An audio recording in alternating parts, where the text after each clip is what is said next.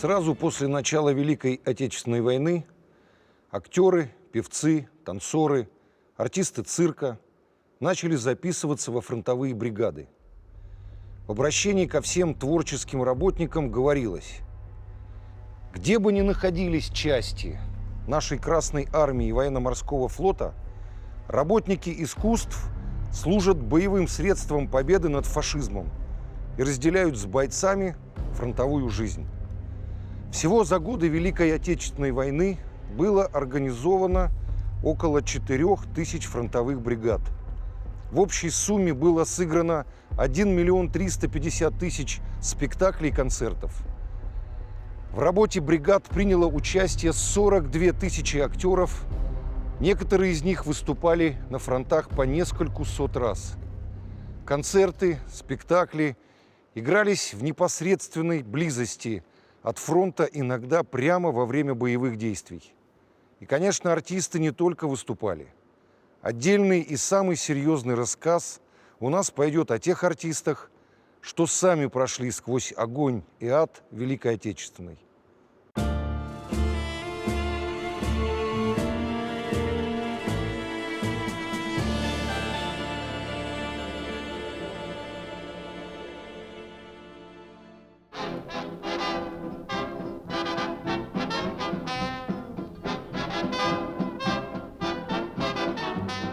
From the recollections of actor Vladimir Etush. Imagine, I was a young actor, only 18. And the year before the war was great for me. The wonderful Vakhtangov Theater, outstanding fellow actors, love affairs, nights out. And then, on June 22nd, 1941, at 5 a.m., I was walking through empty Moscow on my way back from yet another party. I went down Gorky Street to Manezhnaya Square and suddenly saw a huge black German embassy car rushing from the direction of the Kremlin. I still remember a flag with a swastika on it fluttering in the wind, but since I was just a naive boy then, I didn't think much of it. Only later did I realize that I was an unwitting witness to the passage of German Ambassador von der Schulenburg, who, just a few minutes prior, had given Molotov a memorandum informing him of the declaration of war on the Soviet Union.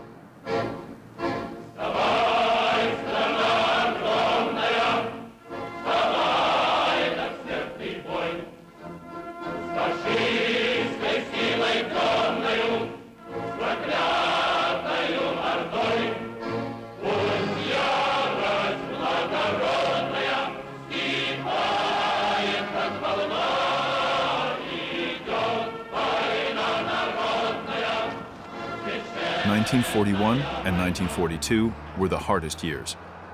The enemy was pushed back 200 to 250 kilometers from Moscow.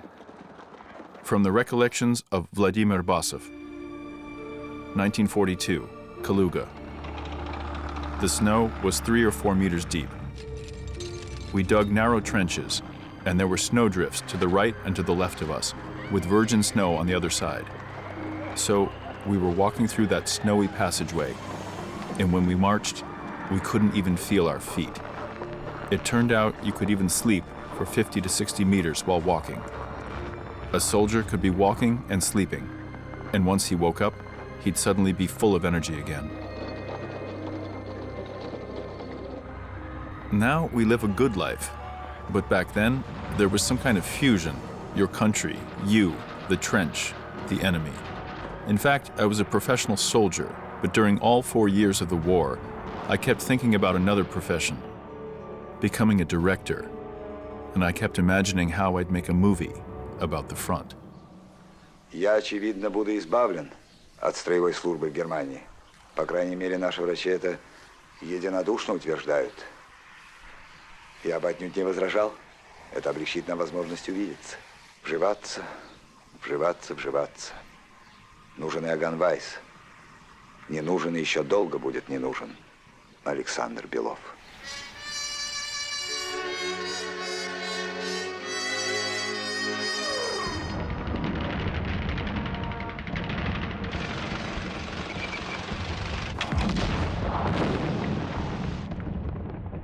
The battle was short.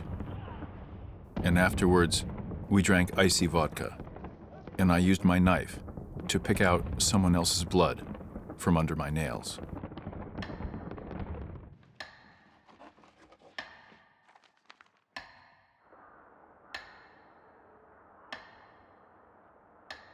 In 1941 and 1942, Yuri Nikulin was fighting near Leningrad. He recalled, "I saw Leningrad during the siege. The trams stopped. The houses got covered with snow and ice. The walls had smudges on them. Water and sewer systems didn't work. There were huge snowdrifts everywhere, with small paths between them on which people were walking, slowly, instinctively trying not to move too much. Everyone was bent over and hunched up, and a lot of them were stumbling from hunger. Some struggled to drag sleds with water and wood on them. Sometimes the sleds had dead bodies wrapped in sheets on them.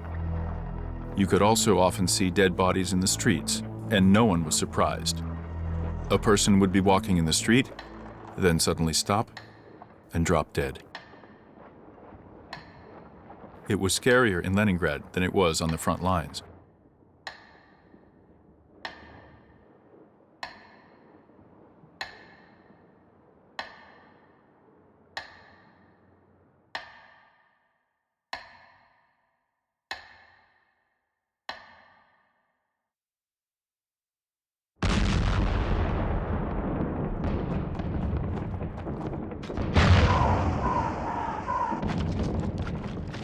I can't say I'm a very brave person. No, I was very scared sometimes. The shelling starts, and you can hear a shot, and then the sound of an approaching shell. And during those seconds that this shell is approaching, you're saying to yourself, "That's it. That's my shell." But with time, this feeling dulls. But I could never forget the first person who was killed in front of me. We were sitting in a firing area, eating from our pots. Suddenly, a shell exploded right next to our gun. And the person who had been loading it got half of his head cut off by a shell fragment. There he was, sitting with a spoon in his hand, a steaming pot in front of him, and the top half of his head cleanly cut off, as by a razor.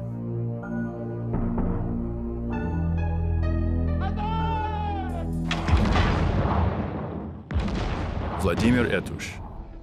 As a lieutenant, I had to run with a gun in my hands, give orders to the machine gunners, and lie in defense in the line of soldiers. Once, when I was in such a line, the person next to me, one of the soldiers from our regiment, got wounded in his lung. He couldn't breathe, and I had to lift him to relieve his suffering. I tried to do it, and suddenly, his head fell onto my chest. Another bullet that was meant for me hit him. How could I ever forget that?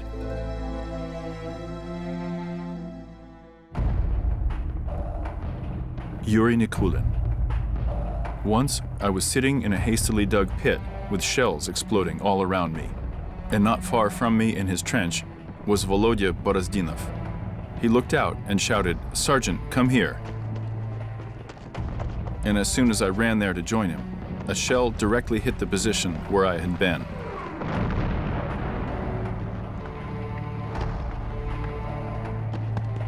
How lucky I was that Borozdinov called me. Года мои дети.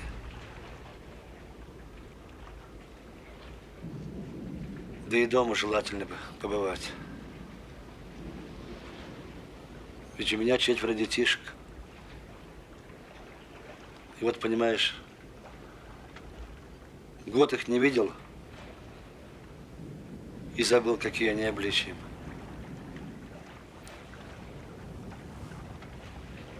Про жену я уж не говорю, тут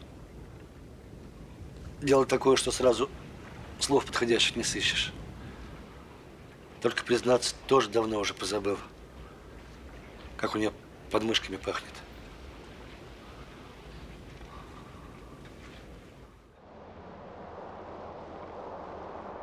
Anatoly Papanov.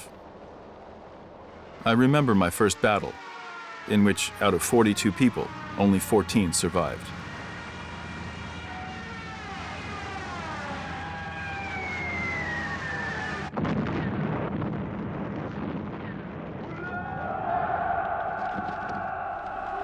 I can still clearly see my friend, Alek Rafaevich, dropping dead. He studied at the Gerasimov Institute of Cinematography. He wanted to be a cinematographer. We were running next to each other and calling out to each other from time to make sure we were both alive. And suddenly I heard, Tolik. I looked back and saw Alek falling down. Someone next to me shouted, "What are you looking at? Keep running or you'll get hit too." I ran without thinking, and in my head I kept repeating, Alek is gone. Alek is gone. I still vividly remember this loss.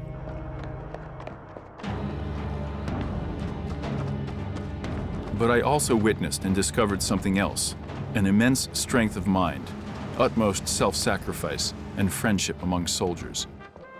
It was fundamentally a test for a person. There was strict selection, and it was unthinkable for a frontline soldier not to share his last piece of food or his last smoke with his friends. It might seem like a small thing, but I don't even know how to describe that sacred feeling of brotherhood. I'm an actor, after all, not a writer, so it's easier for me to show something than to describe it. Уметь помирать – это еще не все военное дело. Чтобы немцы помирали, вот что от нас требуется. Вот вы сейчас о смерти заговорили. И я вам скажу, чтобы вы меня до самых потрохов поняли. Умереть у всех на глазах я не боюсь. Я без вести пропасть не имею права. I saw soldiers returning from battle, completely unrecognizable. I saw their hair turning gray in one night. Before that, I thought it was just a literary device, but turns out it's a war device.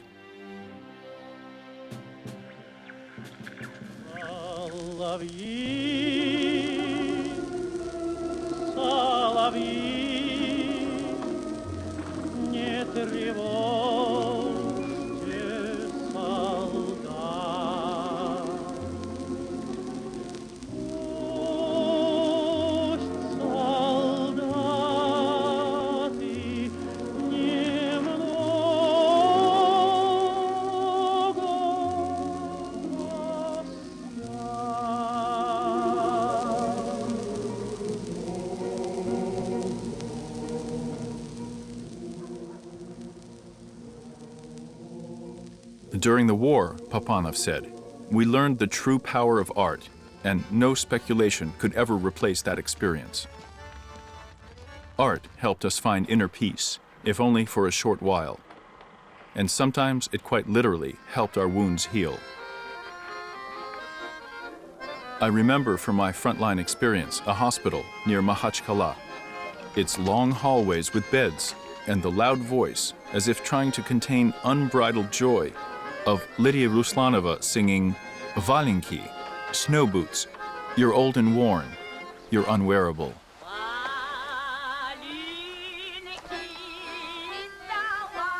They put on this record a few times in a row, and we knew that it was at the request of a soldier who was undergoing surgery. He urgently needed to have his leg amputated, but there were no anesthetics at the hospital. He agreed to have surgery without anesthesia, but he asked, put on the Valenki song.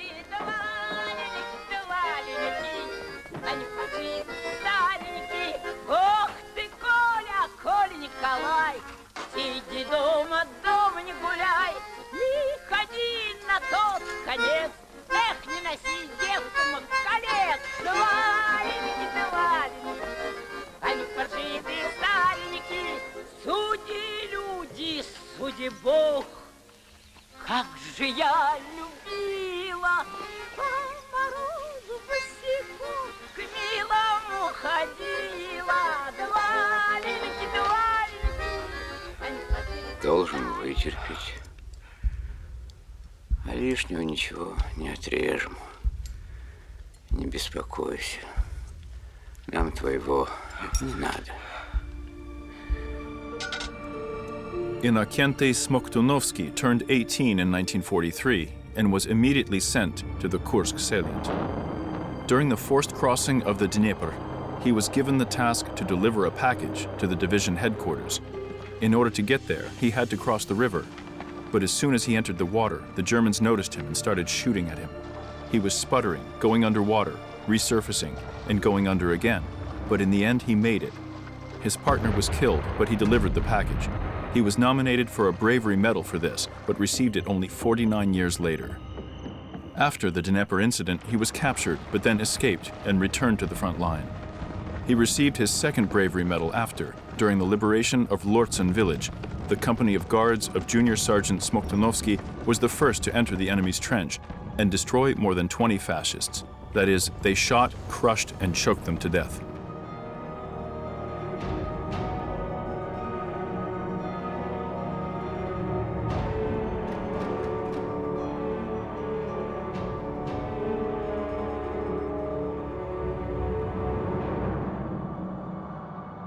Remember the poem by the poet Yulia Drunina. I saw hand-to-hand combat just once when awake, and 100 times in my dreams. Those who claim war is not scary have no idea of war.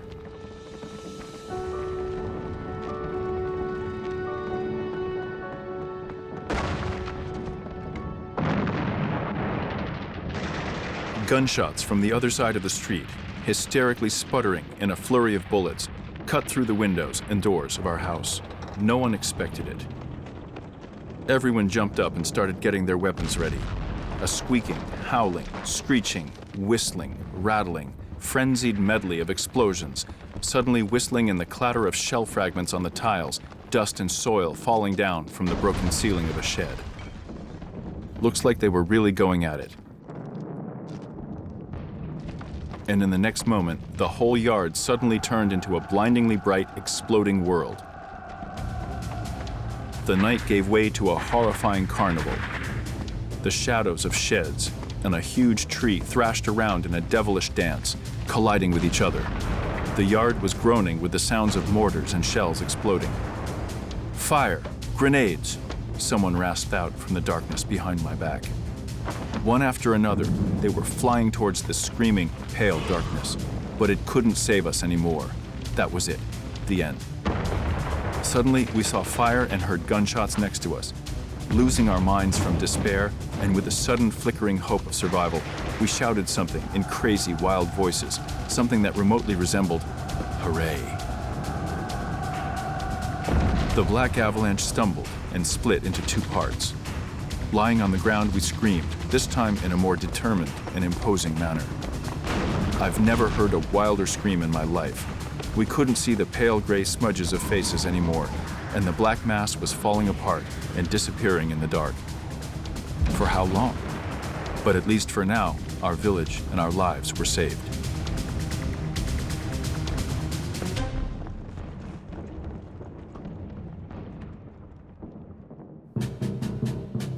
Let the living remember, and let generations know this harsh truth of the soldiers, won by force, and your crutches, and deadly puncture wound, and the graves over the Volga, where thousands of young soldiers lie.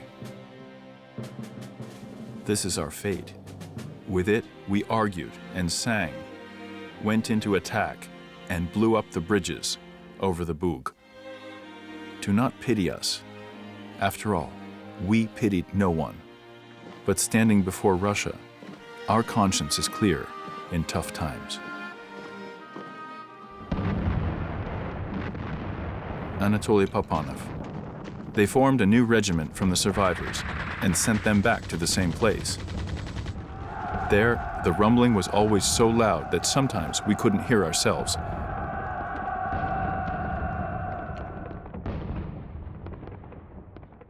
But one morning, it was absolutely quiet.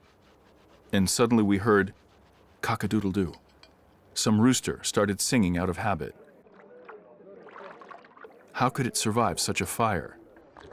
But it meant that life was carrying on. Мы расстанемся с тобой, клен зеленый, да клен кудрявый, да раз кудрявый резной. Раз кудрявый, клен зеленый, лист резной, здесь у клена мы расстанемся с тобой, клен зеленый, да клен кудрявый, да раз кудрявый резной. Кузнечик, Я. Иди к командиру. Настроение. О!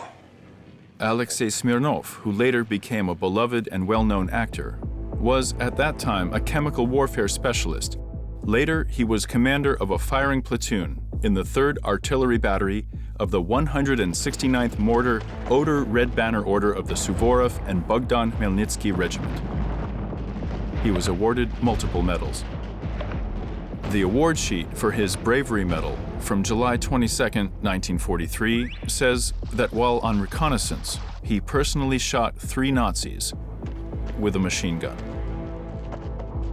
On March 4, 1944, during the breakthrough of German defenses near Anatskovtsy village, Smirnov and his platoon destroyed the mortar battery and the medium machine gun together with the gunning crew. For his courage in these battles, he was awarded the Order of the Red Star. On July 20th of the same year, 40 Germans tried to push Smirnov's platoon from one of the high grounds.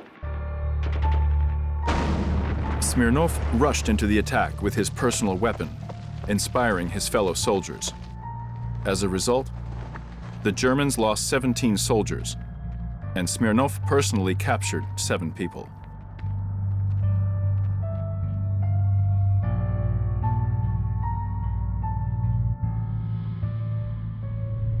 A week later, when they were picking new firing positions at Zhuravka village, he and 3 of his fellow soldiers ran into an enemy group of 16 people.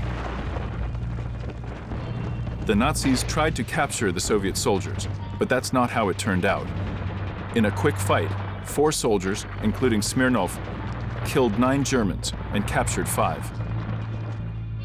For his personal courage in this battle, Smirnov was awarded the Order of Glory, 3rd class. Краски не хватает. А как у вас?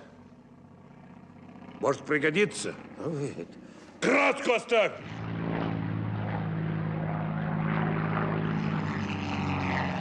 From the recollections of Vladimir Etush. I was taking part in the interrogation of a captured Nazi, and it went on for a very long time. Afterwards, I was so tired that when I went out in the freezing air, I only wanted one thing: to find a place to sleep. So I entered the closest hut in our camp and was stupefied. In that warm, heated room, captured Germans were sleeping alongside our commanders. 2 Germans were snoring on an iron bed, and at their feet, across the bed, slept our commander. And next to them on the floor, the head of regimental intelligence. And on his, buttocks, there was the head of another captured German, who was also asleep. As if there was no war, no enemies and opponents. They were just exhausted, bone-tired people sleeping side by side.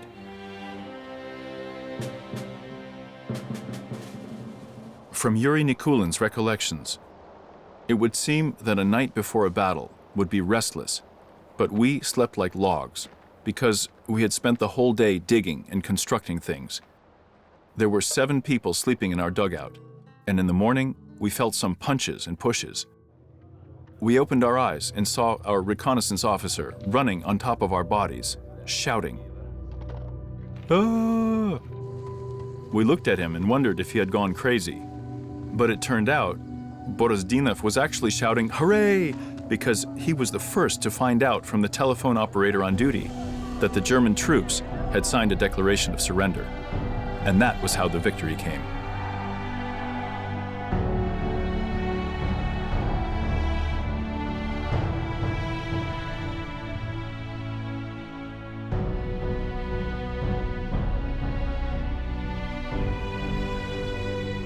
Vladimir Basov. When people ask me what I remember best about the war, I always say it's the people. Here are the ruthless statistics of the time. People of my age, students who graduated in 1941, had the highest odds of dying on the front line.